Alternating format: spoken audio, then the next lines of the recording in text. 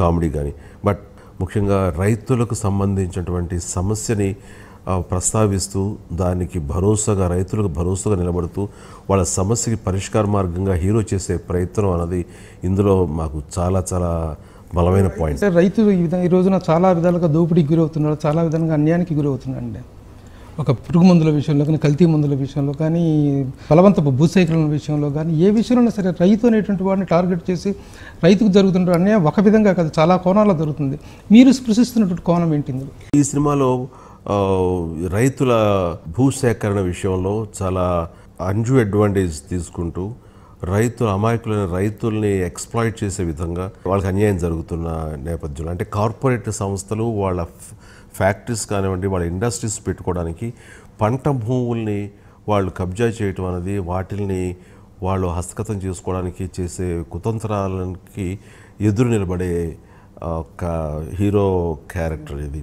చాలామందికి వాళ్ళ భూములు పోతున్నాయి, ఏ భూమిని అయితే నమ్ముకున్నారో, ఏ భూమి అయితే వాళ్ళ భావితరాలకు కానీ వాళ్ళకు కానీ ఒక అండగా ఉంటుందో అలాంటి భూములు లేకుండా పోయి వాళ్ళు చాలా నిర్లక్ష్యానికిను గురవుతున్నారు.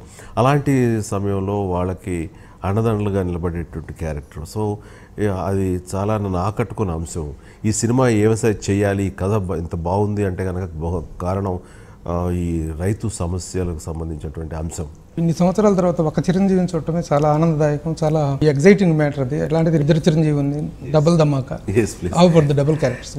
ఇది అనుకోకుండా జరిగింది. ఇది సినిమా తిరిగి చేయాలి అని ఆలోచిస్తున్న ఈ సమయంలో చాలా కథలు నేను విన్నాను.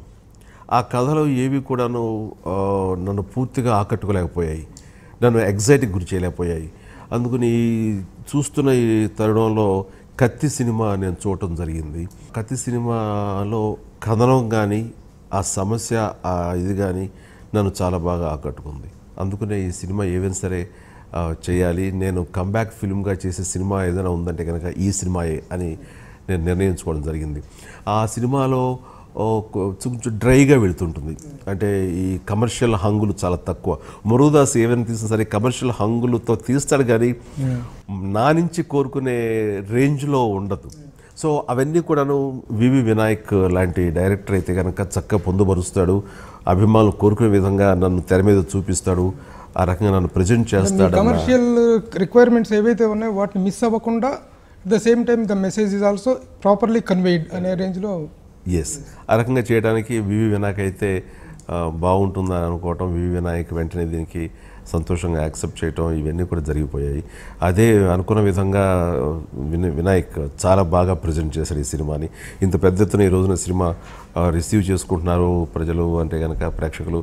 అది నిజంగా కథతో పాటు వినయ్ కృషి, వినయ్ నన్ను ప్రజెంట్ చేసిన విధానం, ఇవన్నీ కూడా దోహదపడ్డాయి. నమస్తే. Welcome to Chiranjeevi garu once again. Thank you sir, thank you very much. Bye sir.